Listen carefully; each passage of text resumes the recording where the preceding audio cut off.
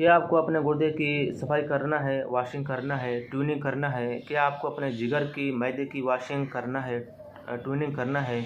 यानी कि अगर आपको अपने मैदे की इस्लाह चाहिए, अगर आपको अपने मैदे और जिगर और आपको अपने गुर्दे की इस्लाह की फ़िक्रमंदी है, अगर आपको यानी कि अपना जिगर को साफ़ करना है, जिसके कपड़े को धोते हैं या किसी चीज़ को धो लेते हैं, साफ़ करते हैं, तो ठीक इसी तरह अल्लाह की कुदरत में भी ऐसे जड़ी बूटियां हैं जिससे आप अपने गुर्दे की वॉशिंग कर सकते हैं, गुर्दे की सफाई कर सकते हैं। गुर्दे के अंदर कोई भी सूजन, इन्फ्लामेशन, कोई भी पथरी, कोई भी किचरा हो, आप उसको निकाल सकते हैं।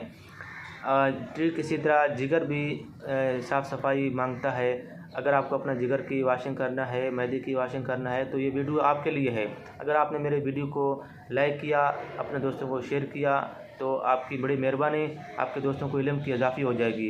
अगर आपने मेरे वीडियो को अभी तक सब्सक्राइबर नहीं किया हुआ है तो बराए मेहरबानी मेरे वीडियो को, चैनल को सब्सक्राइबर करें, क्योंकि मैं हर रोज़ नए अच्छे इन्फॉर्मेशन, मालूमात, बीमारियों के हवाले से आपको वीडियोज़ अपलोड करता हूँ।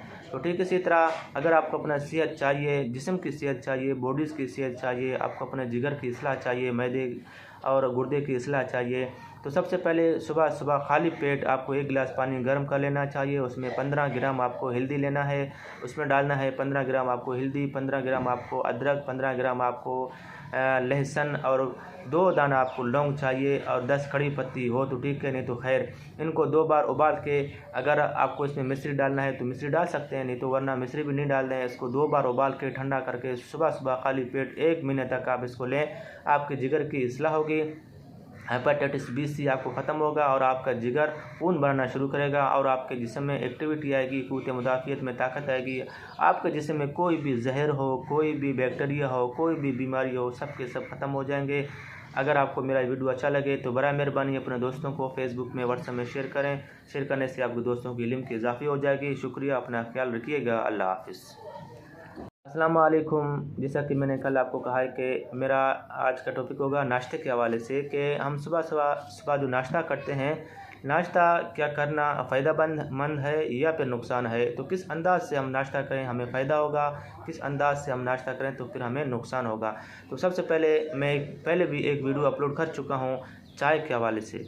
आप उस चाय वाले मेरे वीडियो को देखेंगे, आपको इल्म की जानकारी हासिल होगा। तो सबसे पहले सुबह सुबह जो आपको फ़्रेश होना है, ब्रश लगाना है, इसके बाद जो आपको नाश्ता करना है, नाश्ते में आप कोई भी खुराक ले सकते हैं, जैसा कि अंडा, पराठा, जूसेस, कोई भी खुराक आप ले सकते हैं। लेकिन उन खुराकों के आखिर में आपको चाय या कॉफ़ी नहीं पीना चाहिए। चाय और कॉफ़ी पिएंगे तो आपके जिस्म में जो आप खुराक खा चुके हो, जो पराठे, जो अंडे, छोले आपने जो खाया है, उनको आयरन में, कैल्शियम में कन्वर्ट करने में आपके मैदे में वो रुकावटें देंगे। तो ठीक इसी तरह मज़ीद मालूमात के लिए आप मुझे कमेंट करें, मैं आपको जवाब दे दूँगा। शुक्रिया, अपना ख्याल रखिएगा। अल्लाह हाफ़िज़।